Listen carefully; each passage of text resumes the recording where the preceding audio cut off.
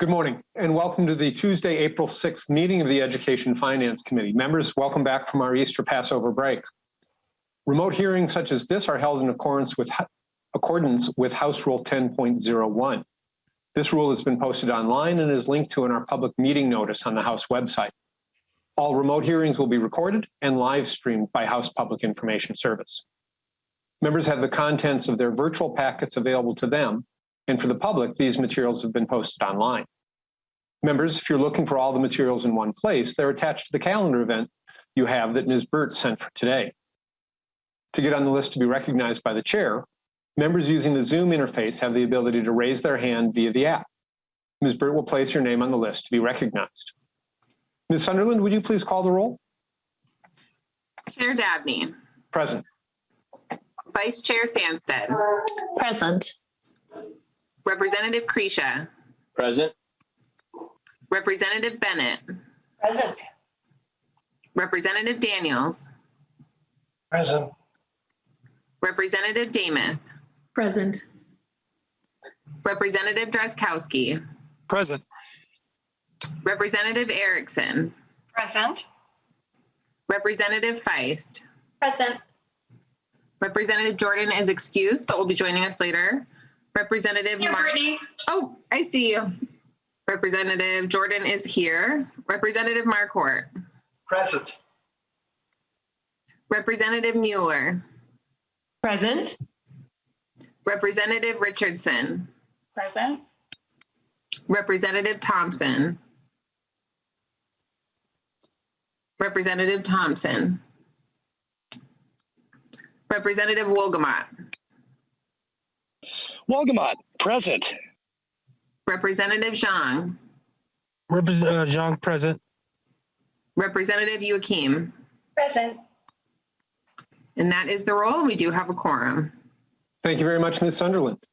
Representative Damath, have you had the opportunity to review the minutes from our Thursday, March 25th meeting? And if so, would you like to move approval of those minutes? Yes, Mr. Chair, I have reviewed the minutes from March 25th, and I would like to move them. Thank you very much, Representative Damath. Are there any discussion to the Damath motion? Hearing none, all those in favor of approving the minutes from Thursday, March 25th, please say aye. Oh. Aye. Aye. Aye. Any opposed? Nay? Motion prevails. Thank you, members. Thank you, Representative Damath. Members, today we start the process of reviewing the Education Finance Omnibus. We'll do a walkthrough of the language contained in the delete all amendment, and we'll have plenty of time for member questions at the end. If we have additional time, we'll begin public testimony. Wednesday's hearing will be entirely devoted to taking public testimony. For members of the public, you can find the instructions on our committee webpage on how to sign up for testifying. Thursday, we'll mark up the bill during our regular time slot, and if we need additional time, we'll reconvene at 1 p.m. that day. Amendments to the DE amendment are due to Ms. Burt by 2 p.m. on Wednesday. Are there any questions about our hearing schedule for the week or the process with marking up the Education Finance Omnibus?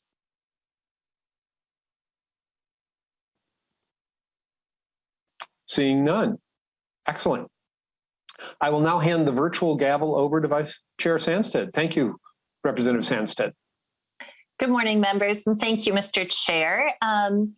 Right now, we're going to start our walk through the DE to House File 1065. We won't be moving the bill before the committee until markup on Thursday. Chair Davnie, would you like to introduce the DE1 amendment? I will. Thank you very much, Madam Chair. Members, with the DE1 amendment, we propose stable and predictable funding for our public schools going forward and student needs, with a 2% increase in the general education formula this coming academic year and a 2% the following year, and then a down payment of 0.5% each of the successive years, what we refer to, of course, as the tails, and then importantly, linking the general education formula to the rate of inflation in fiscal year 26.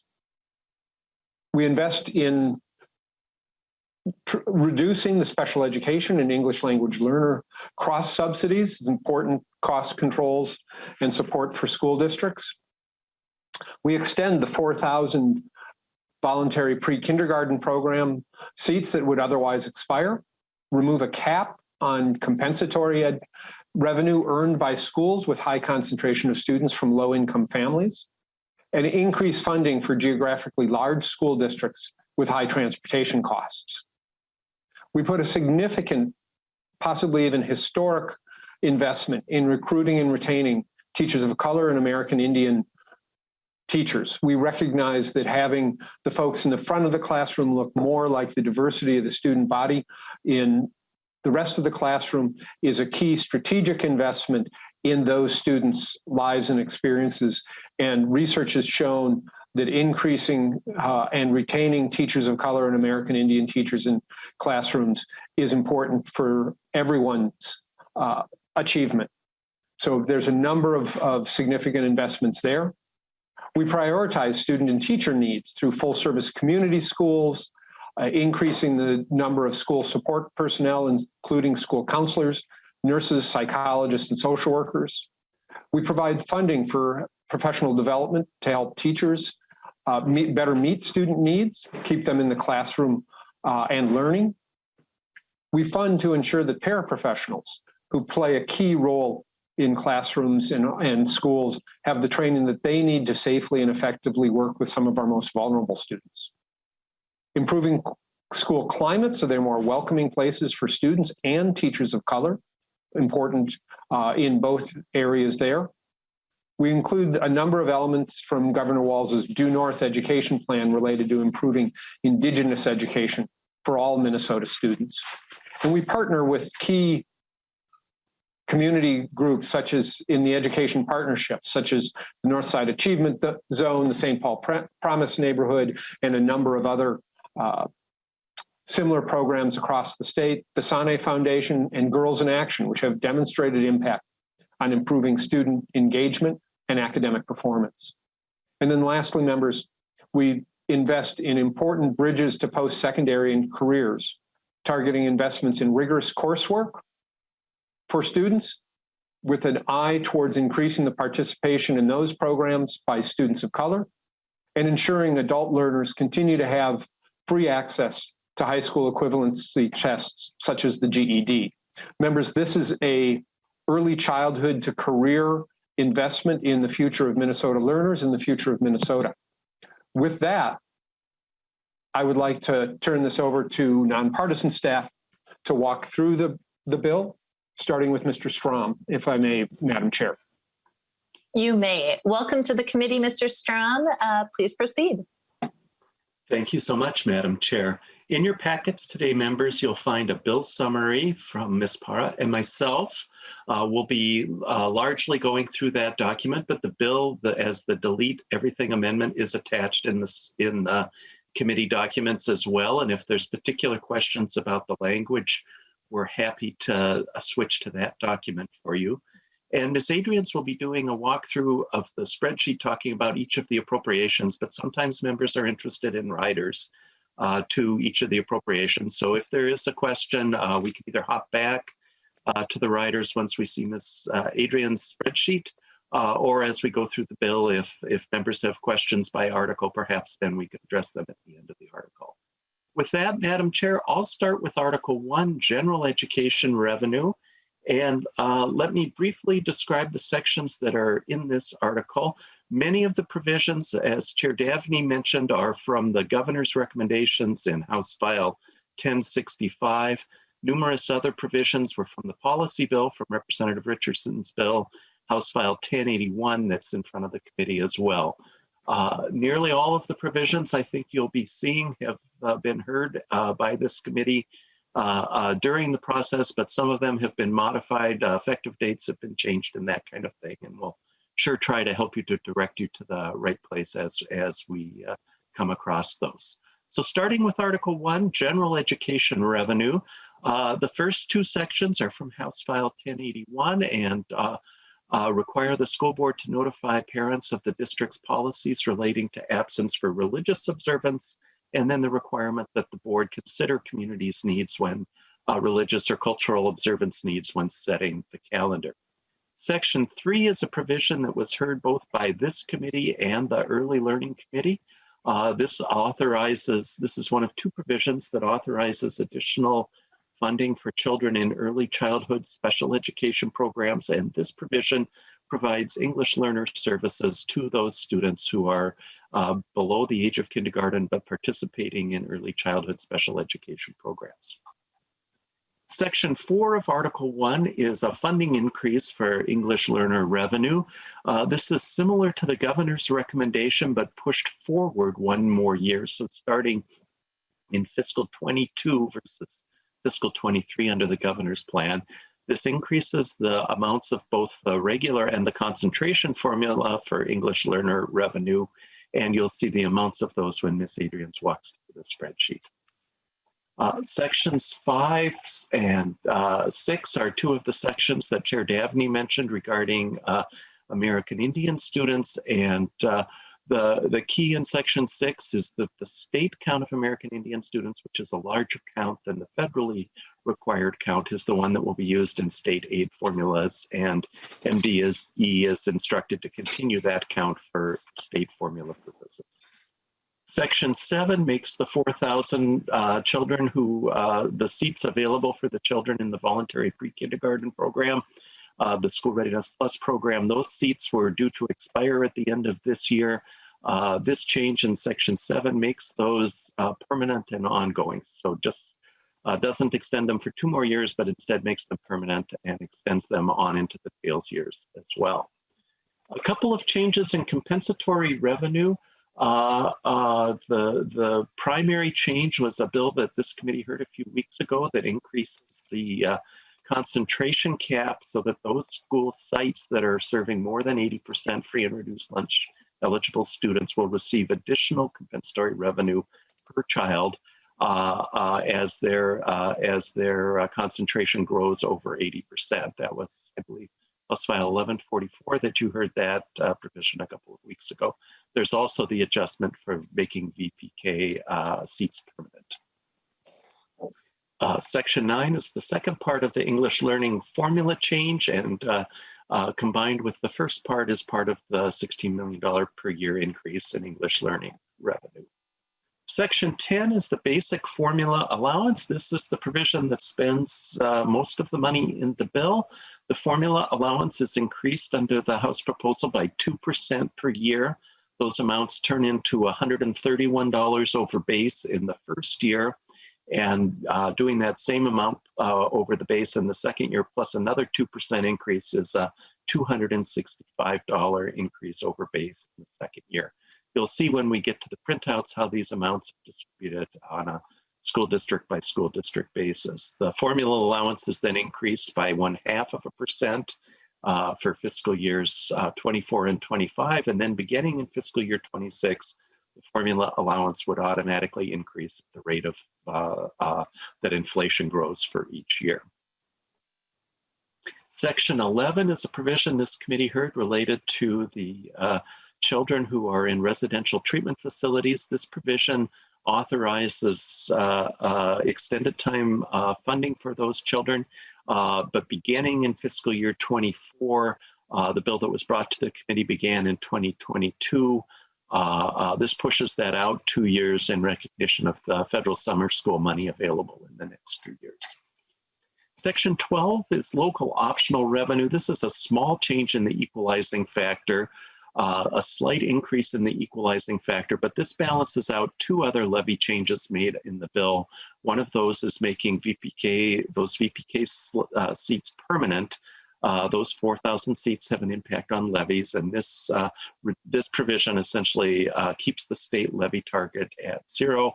And then as we get to the facilities article in Article 8, Representative Marquardt's bill also had a small levy impact. And so this provision essentially reduces the local optional revenue by the amount of the other 2 levy increases so that the levy target remains at base, no increase over base. Section 13 is a corresponding change. Section 14 was a provision brought by Chair Sandsteed to increase the pupil transportation adjustment. The increase is to 30%, not the 70% recommended in Representative Sandsteed's bill. This increase has a fiscal impact of about $2 million per year. Another couple of changes to the compensatory revenue that were from House File 1144. The first of those is that the compensatory revenue uses must be spent on evidence-based best practice programs. And the second change is allowing a district to transfer its compensatory revenue to its food service fund to the community to fill in any shortfall that may occur if the school site switches to the community eligibility provision of funding where all students at the school site receive free meals. Section 16 is the last of the sections from House File 1144 and increases the allocation of compensatory revenue that has to stay at the local building from 50 to 80%.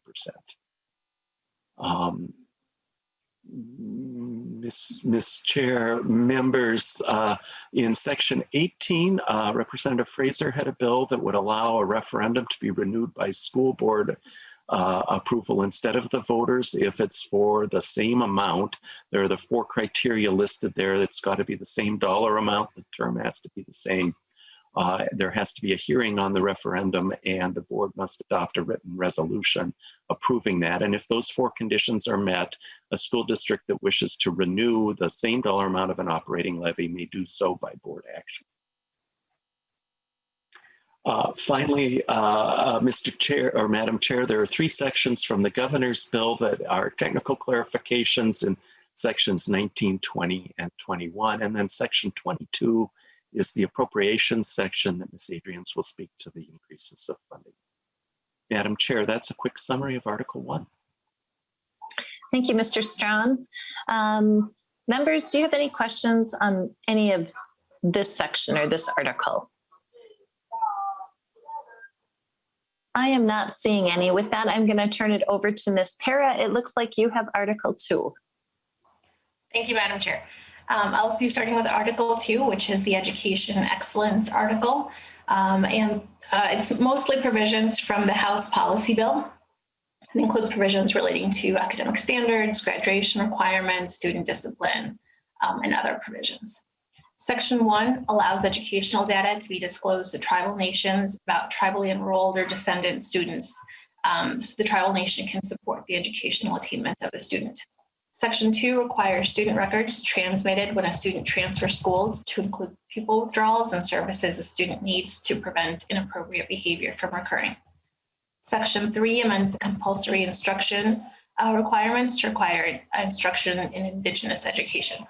Section 4 modifies requirements for homeschool instructors. Section 5 requires the commissioner to modify the rule for statewide academic standards to be focused on the experiences and perspectives of all students, including Indigenous people and people of color within and beyond the United States.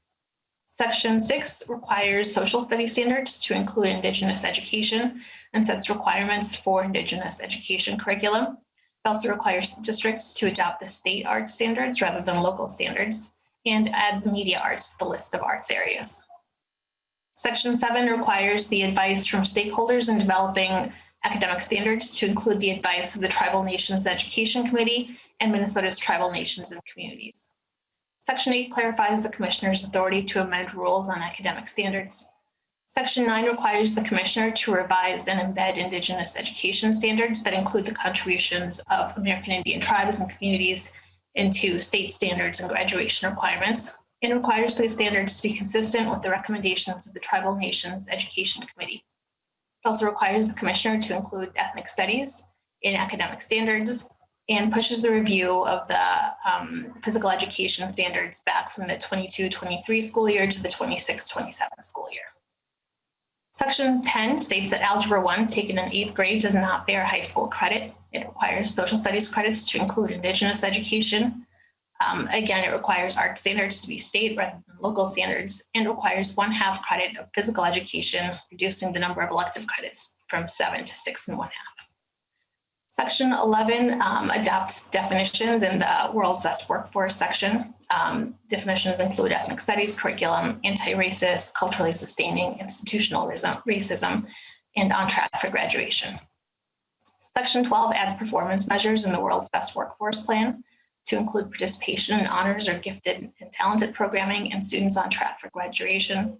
It also requires districts to report on participation and performance on advanced placement, international baccalaureate, and dual enrollment programs.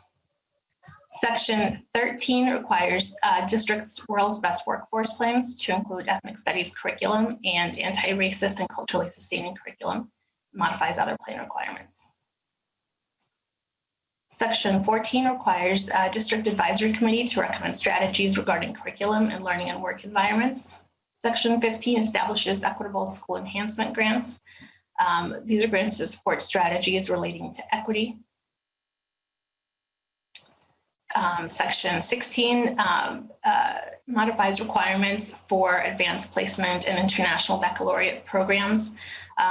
Currently, school boards have to adopt a 3-year plan to establish a new IB program to create new AP courses in order to apply for these grants. Now, under this provision, they would have to apply within, they would have to adopt those within 90 days of the district receiving grant. It also caps the grant awards at $75,000 per district for charter school and gives priority to districts who are adding or expanding offerings of AP computer science principles. Section 17 modifies gifted and talented statute requiring services in addition to programs. And it requires identification assessments and procedures to be sensitive and equitable to underrepresented groups and be coordinated for optimal identification of programs and services for underrepresented groups. Section 18 is the implementation of Indigenous Education for All curriculum. It requires a school identified for support under the Federal Elementary and Secondary Education Act and a district identified under the World's Best Workforce that takes specific steps, including assessing the quality of implementation of Indigenous Education for All, ensure that Indigenous curriculum is included in plans and activities, engage tribal nations and Indigenous families, and provide evidence to the Commissioner of Education that implementation factors have been completed. It also requires the Commissioner to provide monitoring and auditing personnel to coordinate within the department and with all Indigenous education programs and districts, provide professional development, monitoring of curriculum materials and teaching practices, provide ongoing support, and take other actions. Section 19 eliminates the requirement that the Minnesota Comprehensive Assessments, those are the MCAs, that those include below grade and above grade test items and definitions relating to above grade and below grade level test items. Section 20 requires the Commissioner to develop and publish security and privacy policies and procedures on remote testing. Section 21 requires districts and schools selected to participate in the National Assessment of Educational Progress or a similar assessment to do so. Section 22 modifies demographic categories for student data reporting. Section 23 strikes an obsolete reference to dates in federal law. Section 24 prohibits American Indian mascots and allows a public school that has such a mascot to seek an exemption from the Tribal Nations Education Committee and the Indian Affairs Council. Section 25 defines in-school suspension and out-of-school suspension and requires an out-of-school suspension to include a readmission plan. Section 26 defines non-exclusionary disciplinary policies and practices as alternatives to removal or dismissal that require school officials to intervene in, redirect, and support a student's behavior before removal or dismissal. Section 27 defines a pupil withdrawal agreement as a verbal or written agreement between a school and a parent to withdraw the student to avoid expulsion or exclusion dismissal proceedings and limits the length of such an agreement to 12 months. Section 28 prohibits dismissal of a student in kindergarten through 3rd grade unless non-exclusionary discipline measures have been exhausted and there's an ongoing serious safety threat to the child or others. Section 29 requires a school to use non-exclusionary disciplinary policies and practices before dismissal proceedings or pupil withdrawal agreements. Section 30 states that alternative education services are required when a student is suspended more than 5 consecutive school days. Section 31 requires the administrator to ensure alternative education services are provided when a pupil is suspended more than 5 consecutive school days. Section 32 requires school officials to give suspended students the opportunity to complete all schoolwork assigned during the suspension and receive full credit for the assignment. Section 33 requires written notice of intent to impose an expulsion to describe the non-exclusionary disciplinary policies and practices offered the student to avoid the expulsion. It requires the district to inform parents that the department's list of legal resources is posted on the department website. Section 34 requires an admission or readmission plan to include measures to improve the student's behavior and lists optional elements of the plan. It requires the plan to include parental involvement in the admission or readmission process. Section 35 requires districts to report on pupil withdrawal agreements and non-exclusionary disciplinary practices to the commissioner. Section 36 requires the commissioner to issue guidance on engaging stakeholders to review and revise discipline policies that are restorative and responsive. It requires policies to include non-exclusionary disciplinary policies and practices and emphasize providing multi-tiered supports to students. It requires schools to ensure student is getting alternative education services and to make sure students who have been expelled or excluded or withdrawn are on track for readmission with peers and remain eligible for school-based mental health services. Section 37 defines prone restraint and prohibits a district or employee or agent, including a school resource officer, from using prone restraints to reform or punish unacceptable conduct. Section 38 requires a school board to annually review and revise the school discipline policy and include in the policy parameters for when the input into discipline decisions is allowed. It eliminates mandatory grounds for removal and requires the policy to instead include provisions on addressing willful conduct that endangers other persons or property. It eliminates the requirement that the policy include minimum consequences of violations for a code of conduct.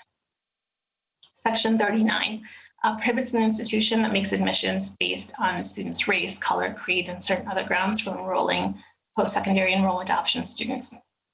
Section 40 requires a student participating in PSEO to notify a district of the intent to enroll for fall term by May 30th and for spring by October 30th. Section 41 limits a student's participation in PSEO to the earlier of either the end of the school year in which the student's graduation requirements are met or the end of the school year in which the pupil's peers graduate. Section 42 reduces the withdrawal and absence period from the first 14 to the first 10 business days of the quarter semester, which will accelerate the time that the department stops payment to a post-secondary institution when a student withdraws or stops attending. Section 43 defines hybrid learning for purposes of the Online Learning Options Act.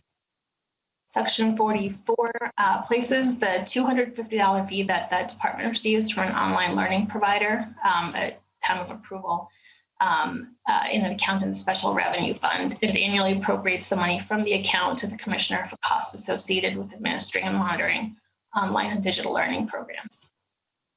Section 45 strikes reference to extended school day calendar and eliminates provision permitting a student to participate in the program and accelerate attainment of grade level or graduation requirements. Section 46 strikes charter schools from the statute describing student planning. For students participating in learning year programs, charter schools are not authorized to operate a learning year program. Section 47 modifies the description of instruction in American Indian language, literature, history, and culture by eliminating the word supplemental. Section 48 requires a district participating school to meet the unique educational and culturally related academic needs of American Indian people, or to have American Indian student accountability factors be the same or higher for American Indian students than their non-Indian peers before a district may use any of its American Indian education aid for programs for non-Indian students. Section 49 defines American Indian students for purposes of the American Indian Parent Advisory Committee. Section 50 requires a majority of that committee to be parents of American Indian children. Section 51 clarifies that the duties of the Director of American Indian Education may be performed by a designee with oversight by the Director. Section 52 requires a district or charter school to allow an American Indian student to wear American Indian regalia, tribal regalia, or objects of cultural significance at graduation ceremonies. Section 53 qualifies a program operated by a cooperative unit for American Indian Education Aid. And for fiscal year 24 and later, increases the American Indian Education Aid allowance and school district minimum by the growth in the general education basic formula allowance for that year. Section 54 modifies achievement and integration plan requirements. Section 55 broadens the application of restrictive procedures students from only students with disabilities to all students. Section 56 requires an oversight committee to review additional information regarding the use of restrictive procedures, requires reporting on the use of the debriefing process that follows use of a restrictive procedure, and prohibits using a restrictive procedure on a child younger than 5. Section 57 expands permission to light tobacco as part of a traditional Indian spiritual or cultural ceremony beyond adults. It allows an American Indian person to carry a medicine pouch containing loose tobacco in observance of traditional spiritual or cultural practices, and expands the definition of Indian for purposes of this section. Section 58 amends the 2021 appropriation for tribal contract school aid. Section 59 cancels $75,000 of the 2020 appropriation for Rock and Read. That amount is later reappropriated in the appropriation section. Section 60 increases American Indian tribal contract aid for fiscal year 22 only. Section 61 extends the time for the commissioner to post accountability data from the current school year to October 1, 2021. Section 62 establishes a working group to review distance and hybrid instruction and make recommendations to increase flexibility for school districts and charters to implement instruction models that meet students' learning needs. Section 63 allows districts or charter schools to offer distance and hybrid learning options to enrolled students who choose to participate in distance or hybrid learning, and it defines both of those terms. It also sets requirements for districts and charter schools offering this type of instruction. Section 64 requires a district to use up to 0.5% of its staff development revenue or its literacy incentive aid on professional development for teachers on the science of reading. Section 65 increases American Indian tribal contract aid for fiscal year 2021. Section 66, the first subdivision requires the commissioner to include personal finance standards in the social studies standards that improve students' financial literacy and sets requirements for the related benchmarks. It also requires the commissioner to include benchmarks in government and citizenship in 11th or 12th grade in the social studies standards. And then subdivision 2 requires the commissioner to suspend the review and revision of academic standards and benchmarks in math and implementation of revised FIED and art standards until June 1, 2022. Section 67 is the appropriations, and you can see the attached fiscal worksheet, and Ms. Adrians will talk about the appropriations.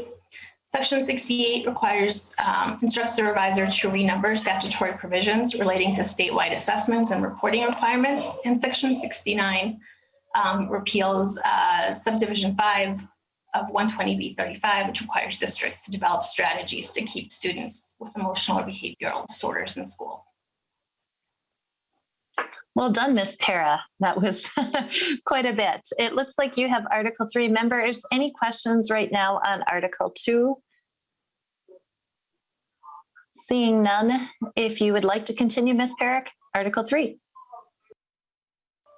Thank you, Madam Chair. Members, Article 3 is the teacher's article, and this article, again, most of these provisions come from the House Education Policy Bill. It also includes provisions from the Governor's Bill, and many of the provisions from the Teacher of Color Act and the House Education Policy Bill. There's overlap there.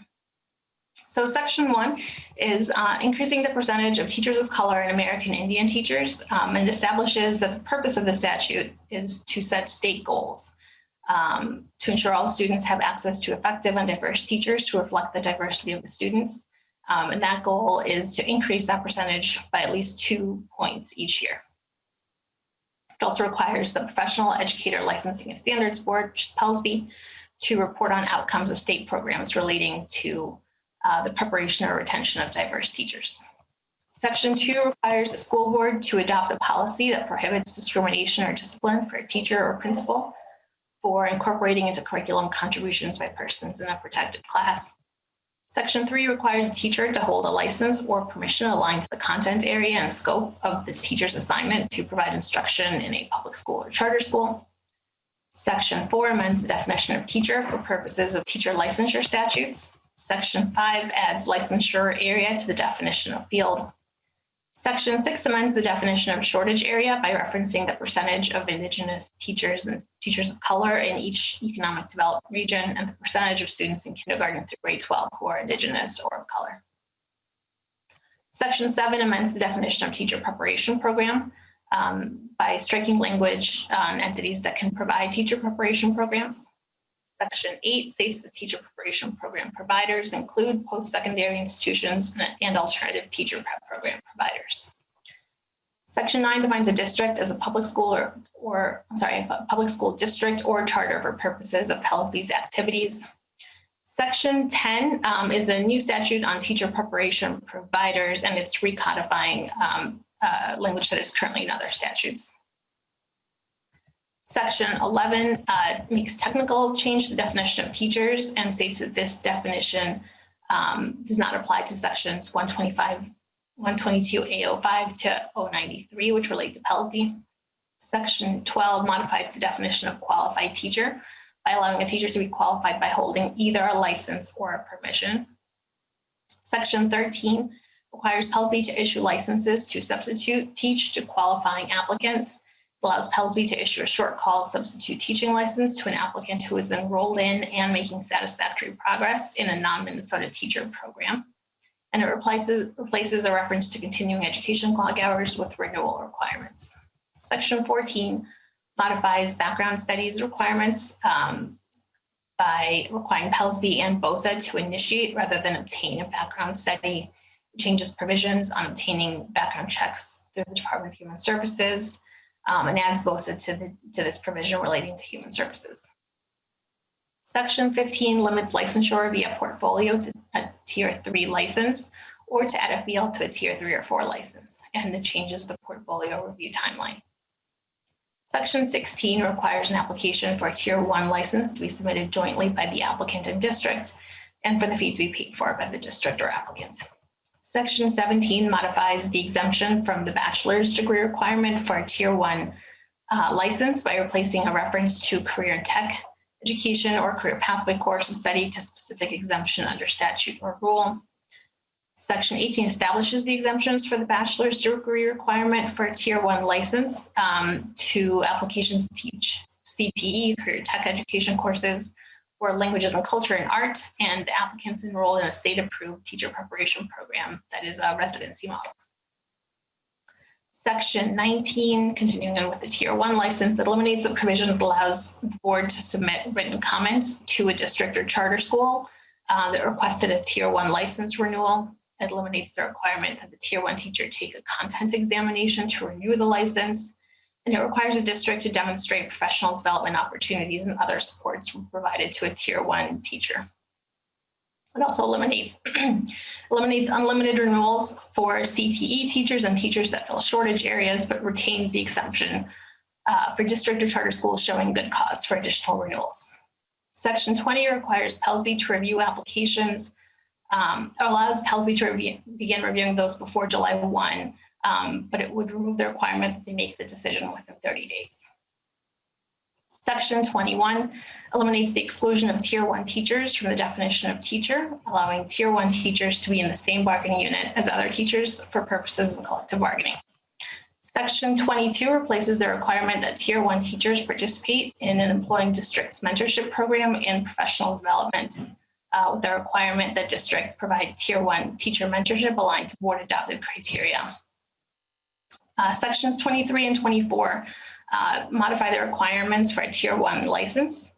Currently, applicants have to have a bachelor's degree or to teach career tech, certain experience.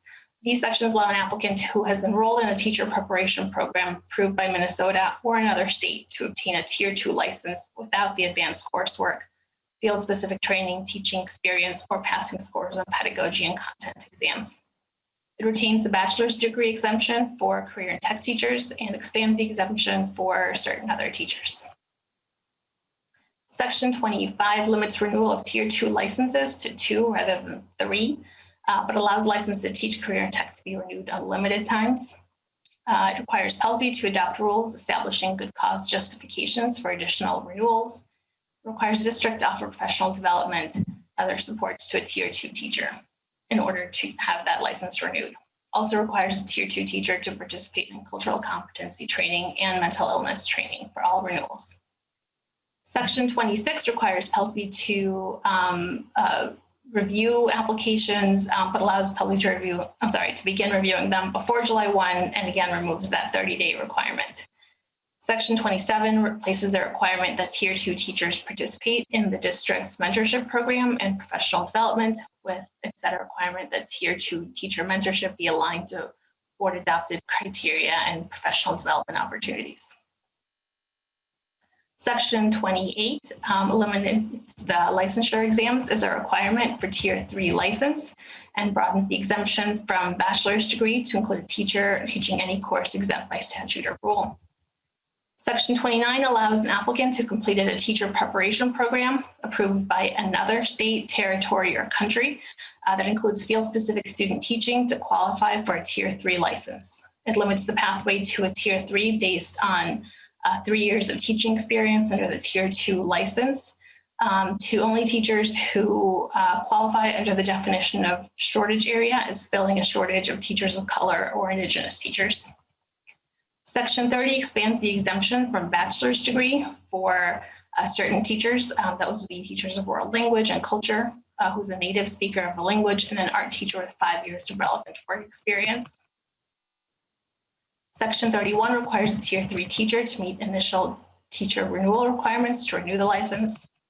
Section 4 requires teaching experience to be as teacher of record. It eliminates the use of teacher evaluations in the licensure process and requires an applicant with a Tier 3 license to complete initial teacher renewal requirements.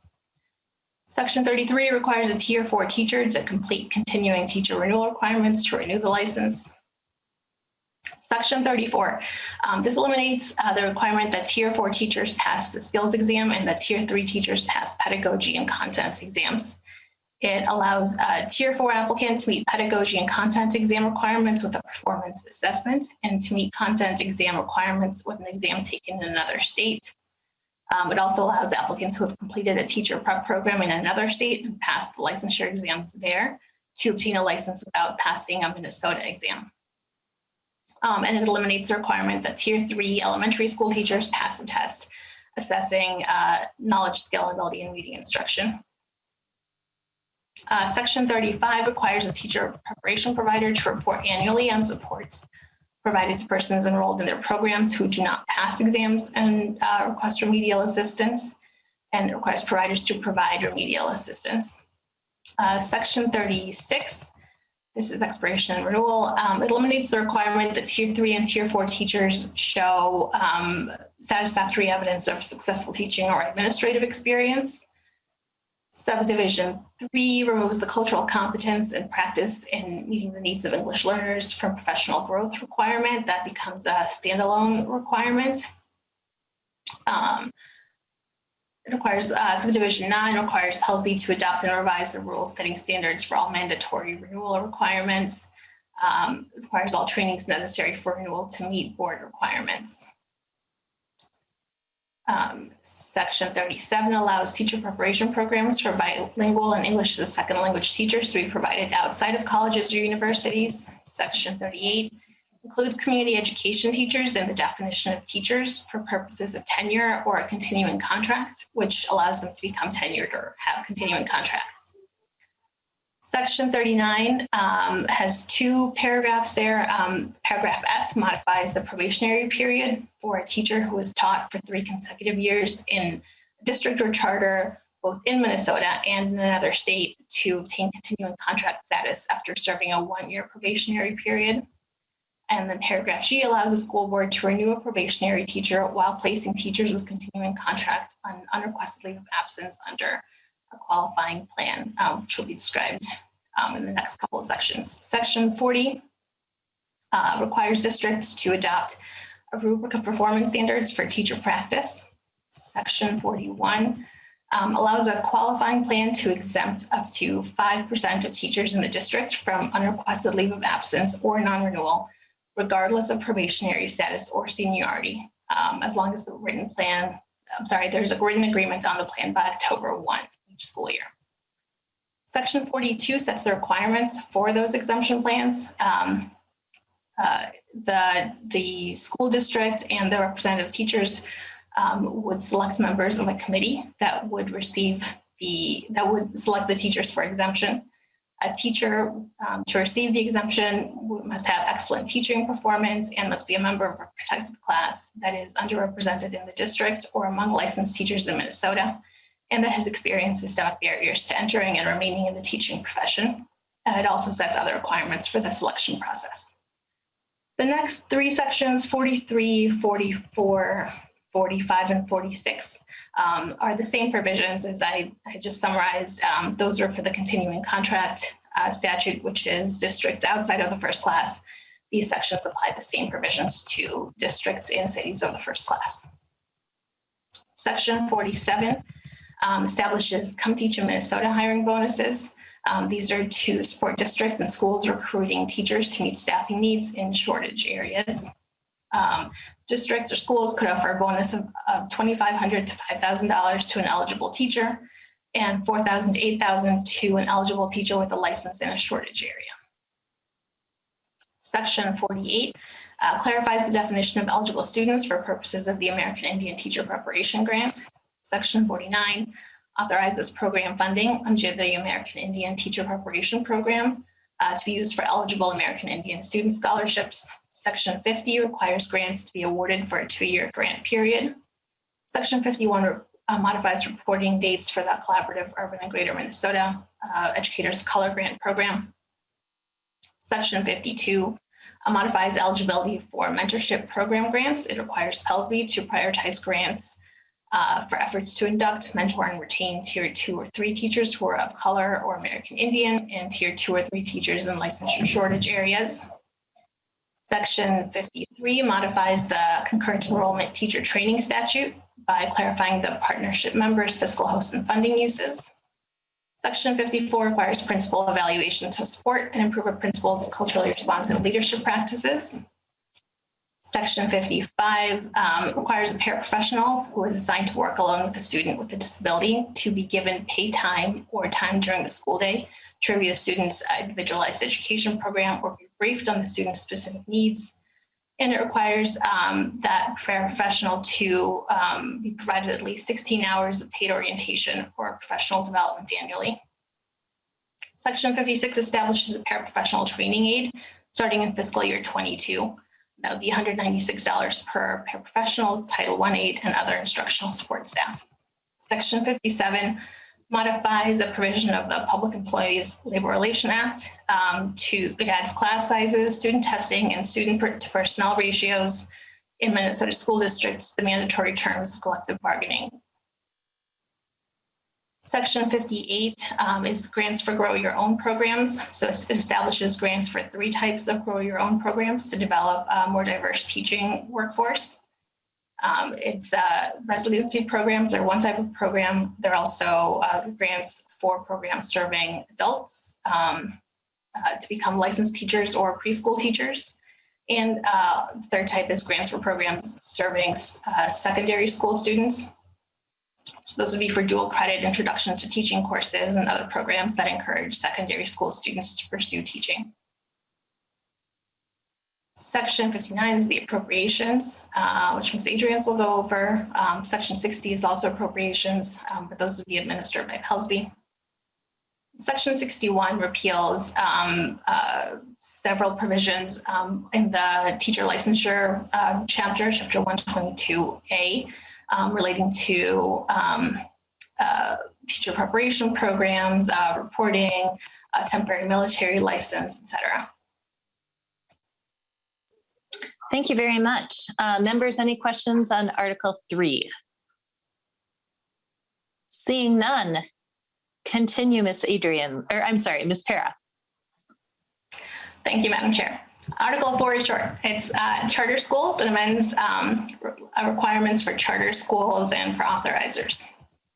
Section 1 defines charter management organization, education management organization, and online education service provider. Section 2 requires charter schools, I should say several of these provisions require charter schools to comply with other statutes that apply to school districts. So this one is alternatives to suspension and uniform municipal contracting law. Section 3 is on the Education for English Learners Act. Section 4 is corporal punishment statute. Section 5 This one makes the term of a charter school authorizer open-ended instead of being limited to 5 years. Section 6 limits the length of a corrective plan the commissioner can impose on an authorizer and modifies the requirements for those corrective plans. Section 7 amends authorizer withdrawal requirements. Section 8 requires an application to establish a charter school.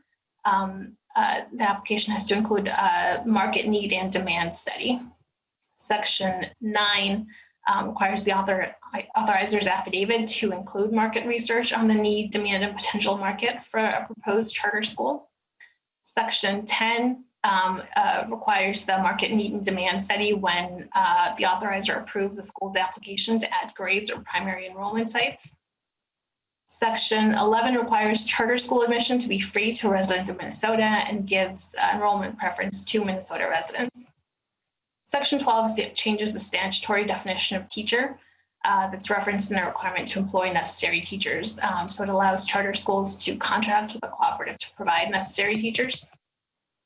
Section 13 requires a charter school to lease space from the owner of the space instead of subleasing the space. Section 14 requires a charter management organization or educational management organization to submit an audit report to the commissioner annually. And Section 15 strikes an obsolete reference to a chapter on cooperatives. Thank you very much. Members, any questions on that? Not seeing anything. It looks like, Mr. Strom, you have Article 5. Thank you, Madam Chair. Article 5 is the special education article. Let me say 2 minutes first about how our current special education system works that may provide clarity when discussing each of the changes that are in Article 5. Two concepts that members should keep in mind. For special education revenue, the majority of that revenue is paid through special education aid from the state, but some share of that is billed back to the district of residence when students are using a student movement program such as open enrollment or enrolling in a charter school. These billbacks are often referred to as tuition billbacks, and essentially what that means is the resident school district ends up paying the serving school district for a portion of the unfunded special education costs. So concept number one to keep in mind is the concept of the tuition billback to the resident school districts. Concept number two is one of what we refer to in the statutes as third-party billing. And essentially what third-party billing is when a school district provides a service that's a health-related service to a special education student. That service may count for purposes of medical assistance or other programs as a covered service, in which case then the cost of that service, instead of flowing into the special education formula, is paid for by the party that's being billed, by the third party billing, which is most often medical assistance in Minnesota. So third party billing has to do with the school district or charter school sending a bill to the health system, to the medical assistance program for a qualifying health-related service provided to a student. And that essentially takes that service out of the special ed formulas, and it takes the amount out of the amount that would otherwise go into the tuition, the tuition bill back to the resident district. So keep those two concepts in mind as we go through the sections of Article 5. And this article is a bit more complicated than some of the others in terms of these interrelationships, and I'm happy to answer questions if I can about them. Section 1 of Article 5 has to do with special education for charter schools. There's a provision later in the bill that limits the amount that unreimbursed special education costs that may be charged back to the resident district by a charter school. And this provision in Article 1 softens the impact of that change, of that service cap rate change that's in Section 7, by creating a phase-out schedule and providing additional state aid for fiscal years 24, 25, and 26.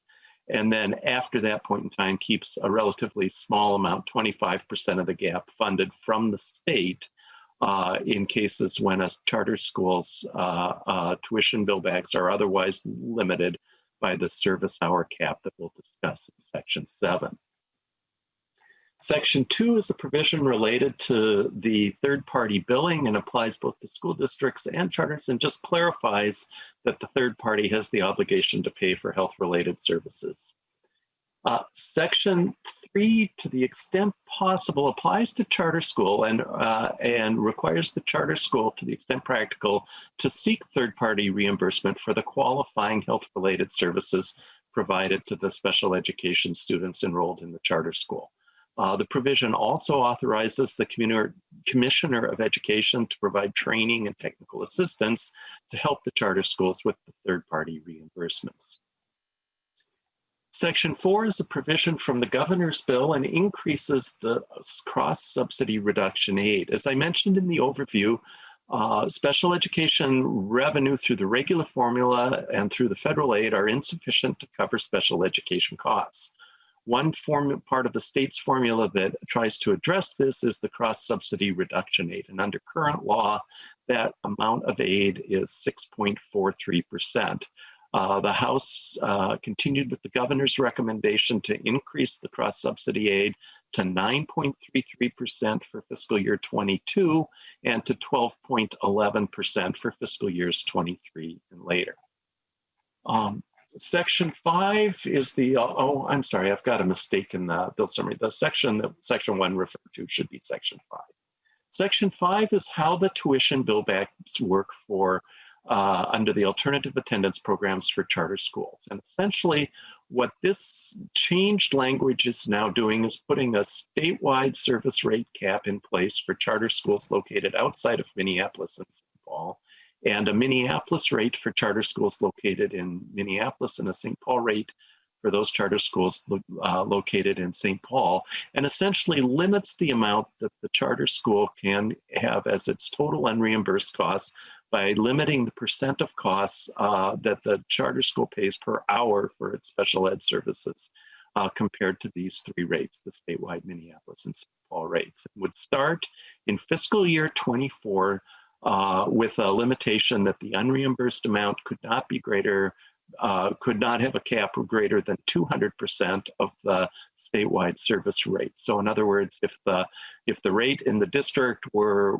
$3 per hour for a service, if the charter school's rate were $6 or higher than $6 for fiscal year 24, that would first be limited to the $6 per hour before that amount factored into the tuition billbacks to the resident district.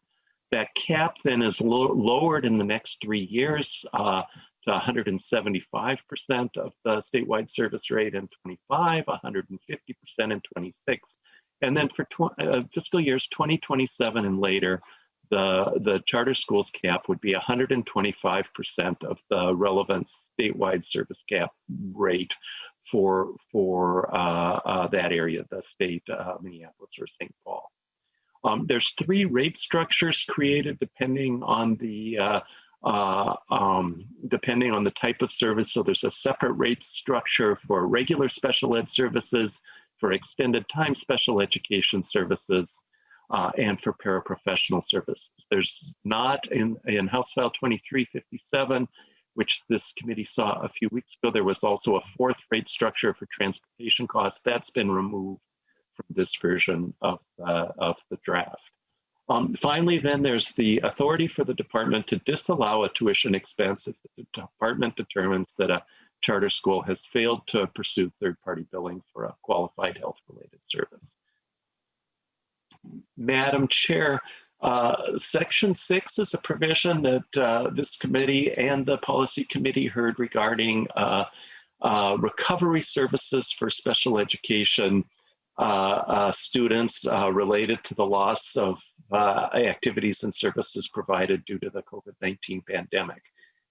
The important change here is that from what the commissioner or what language the committee has seen earlier is in paragraph F, which requires the commissioner to identify if federal special education funds under the most recent COVID Act, which is the American Rescue Plan, if those services or if the funding under that plan essentially could be used for this purpose, then those costs come out of the regular special ed formula and are 100% funded through the American Rescue Plan appropriations for special education services. When Miss Adrians walks through the spreadsheets, we can also talk about the various funding sources under the American Rescue Plan. Essentially, this is the most recent COVID act passed by Congress, and a small portion, still large in total dollars, but a relatively smaller portion of the funding was set aside for special education services. And finally, Madam Chair, third-party reimbursement in Section 7 is requiring that the Commissioners of Education and Human Services work together to try and more efficiently identify those services for third-party reimbursement. You may recall that this committee heard a bill a few weeks ago that that would have broadened the health-related services for purposes of certain social work services provided to students. This language essentially is asking the commissioners to work together to find if there can be expansion of those categories and to issue a report back to you at the legislature by November 1st, 2021. And lastly, the appropriation sections are on the worksheet that Ms. Adrians will walk through. Thank you, Mr. Strom. Again, members, any questions? Not seeing any. It looks like, Ms. Para, you also have Article 6. Thank you, Madam Chair. Members, Article 6 is the health and safety article, and these provisions are mostly from the House Policy Committee bill. Section 1 replaces an encouragement for districts to provide mental health instruction with a requirement. It requires a district or charter school providing instruction on preventing suicide or self-harm to use the resources provided by the commissioner or other evidence-based instruction. Section 2 requires districts to provide instruction to help students identify, prevent, and reduce prohibited conduct and take other action to create a safe and supportive school environment. Section 3 requires the commissioner to develop and maintain resources to help districts and schools implement strategies for positive school climate and use social emotional learning. It also requires the commissioner to develop and adopt state-level social emotional learning standards. Section 4 defines mental health and describes comprehensive school mental health systems.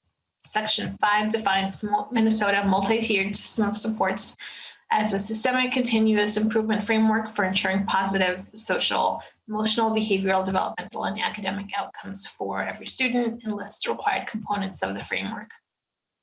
Section 6 requires a district or charter school where a student with a seizure disorder and prescribed seizure medication is enrolled to have a seizure action plan, and requires training for all licensed school nurses or other designated individuals and other staff and self-study materials on seizure disorders.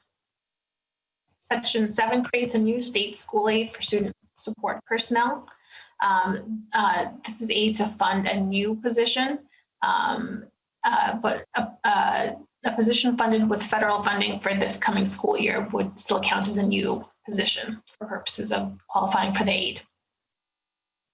And the aid would be, excuse me, the greater of $31,500, which would apply to smaller school districts, or $20 times the number of pupils enrolled in the district on October 1 of the previous year. Charter schools would also get $20 per pupil, and cooperative programs would receive $6 per pupil times the pupil count enrolled in the cooperative units member school districts. And the statute also specifies uses for the aid and requires each district, charter school, and cooperative unit receiving the aid to report to the commissioner on specific measures. And Section 8 is the appropriations, which Ms. Adrians can talk more about. Thank you, Ms. Para. Members, any questions there? Seeing none. Mr. Strom, I believe you may have Article 7. Yes, Madam Chair. Thank you so much. Article 7 is the facilities article. There's just a couple of sections in this article. The first of these came from House File 1081 and requires a school district, charter school, or non-public school to notify its staff, students, and the parents if they receive a notice of an environmental hazard from either the Department of Health or the Pollution Control Agency. Sections 2 and 3 of the bill have to do with the lease authority that's available to school districts for certain facilities purposes. Section 2 expands the list of cooperative units that may issue deferred maintenance bonds, which are essentially bonds that are backed by the school district's long-term facilities maintenance revenue, and includes joint powers agreements in that authority to use that deferred maintenance bond. There's a number of ways that special education cooperatives are organized. Often they're organized as an intermediate district in the metro area, or an education district or special education cooperative in greater Minnesota. Sometimes it's the service cooperative, and sometimes there's another type of special joint powers agreement that school districts may choose to use to provide these kinds of services. Section 3, under current law, a school district that's a member of the intermediate school district may levy an additional $65 per pupil for facilities needs of the intermediate school district. This provision extends that same $65 per pupil amount to member school districts that belong to a cooperative unit, like a special education cooperative or a joint powers in greater Minnesota, for the same purposes. These two provisions were from Representative Marquardt's bill, and they have a levy effect, and to keep the levy target at 0, as I mentioned in the overview of Article 1, the local optional revenue levy is lowered and the aid increased for that program, so that the committee continues to keep a 0 levy target. Section 4 is the governor's recommendations and requires the safe school expenditures to be shown not only by the accounting standards, which are required now, but also by functional area, so that if folks want to see how much is spent on school resource officers or another function, that the levy, the $36 per pupil levy, could be broken out by those functions, and not just by contracted services or how these categories may otherwise look if they were only done on an accounting basis. And finally, Madam Chair, the appropriations section is section 5 of Articles. Very good. Members, any questions? Seeing none, I think you also have Article 8. Yes, thank you, Madam Chair. Article 8 is the combination of nutrition and libraries into an article. I'm not sure if you're allowed to eat while reading library books or vice versa, but the two sets of provisions are somewhat different, and the two units just ride together in one article. The first of those is the school meal policy. Representative Juergens brought to this committee both last year and earlier this year requirements regarding the treatment of students, to ensure that there's no shaming of students with meal requirements for the school's meal policy. This provision in section 1 picks up those requirements to ensure that meals are provided in a respectful manner to students. Section 2 is the second provision that was mentioned along with the for the early childhood special education students. The English language services are now reimbursable for those children, and in Minnesota, all kindergarten students currently qualify for free breakfast. And this provision would allow those children participating in early childhood special education students the opportunity to also receive a free breakfast regardless of their family's income status. Section 3 creates a definition of school libraries and media centers. This is a reworked definition from the one presented in the governor's bill, House File 1065. Section 4, the local support levels. The legislature provides funding for regional library systems in a couple of different ways. The basic support system grants are the largest share of these funds that go to the 12 regional public library systems. The appropriation for those systems is increased by $2 million in the appropriations article. And the way that the money, there's a formula in statute that distributes the revenue amongst the 12 systems, and that formula is altered in this bill. Sections 4, 5, 6, and 7 make those alterations. And in summary, essentially what's happening is the reliance on tax basis, a portion of the formula drops, and the amount that's provided dollar for dollar for each system is increased by the same amount. Madam Chair, Ms. Adrians will walk through the appropriations, but that's a quick summary of the nutrition and libraries article. Very good. Ms. Adrians, are you ready to go? Are you just going to talk about the appropriations in section 8, or are we continuing on? Madam Chair, I believe we still have Article 10 to walk through. I wasn't sure if Mr. Strom or Ms. Perro wished to walk through that as well. I think we have 9 and 10. So, okay. So, Mr. Strom, it looks like Article 9 might be yours as well. Yes, thank you, Madam Chair. Article 9 is the Community Education and Lifelong Learning article. There's a couple of provisions in here. The first section, this committee heard a bill on adult basic education aid. 2 parts to that bill. The first is just resetting the dollar amount to what the current law dollar amount is in statute. The amount that's there otherwise is more than a decade old, so it doesn't align to the amount that's actually used each year.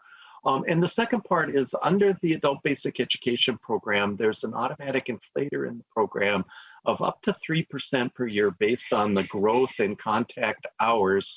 Those are the hours of service provided to students participating in ABE programs. A second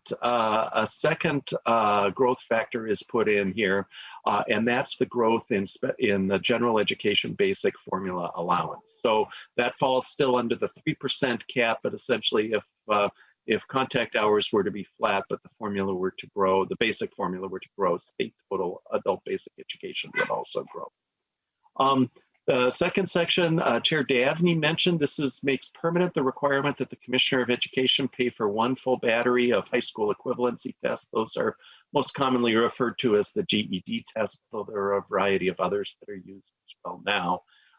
Under current law, that was just for 2 years that the state was paying for 100% of 1 battery of tests and would have fallen to 60% of the cost. And Madam Chair, Section 3 is the appropriations section in this article. And if there aren't any questions, I'll roll on to the state agencies. Continue.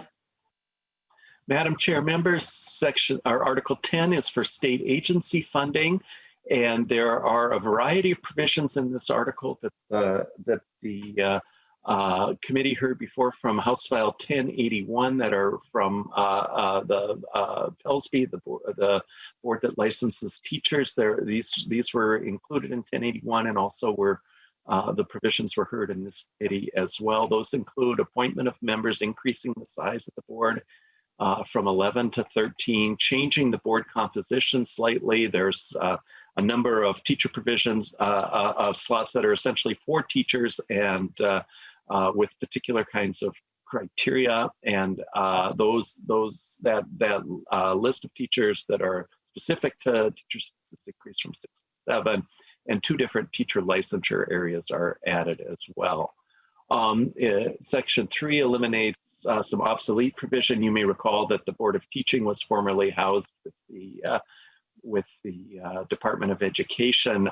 When they were split off under the PELSB name, they chose to seek separate office space, and they're now located at Bandana Square, and this eliminates the obsolete language that authorized their move out of the facility where MDE is based.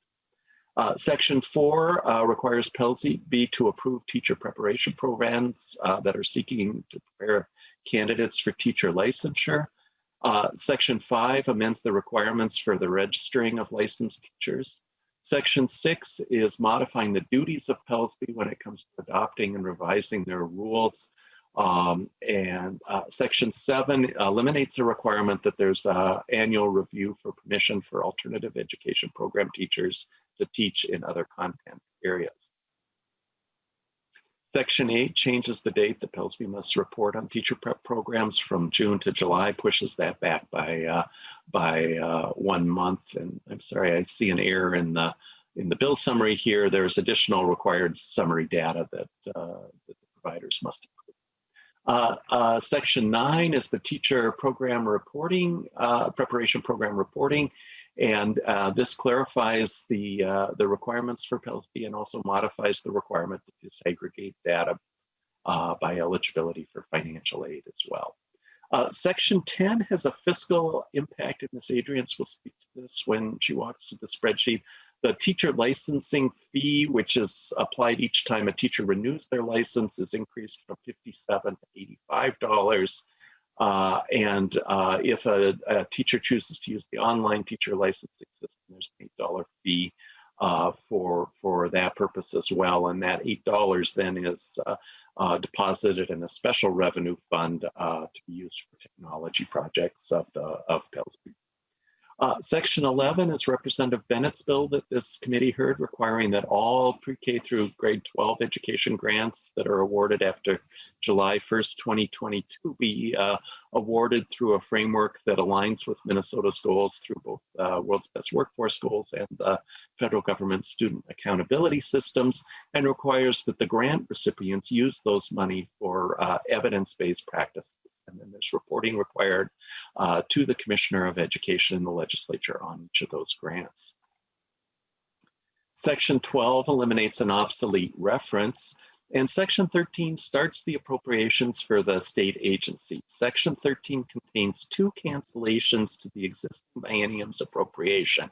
The first of those is for the share that was set aside for litigation expenses. As members may know, the Cruz-Guzman court case has been in mediation the last couple of years, and the mediation expenses were less than litigation expenses for the current biennium.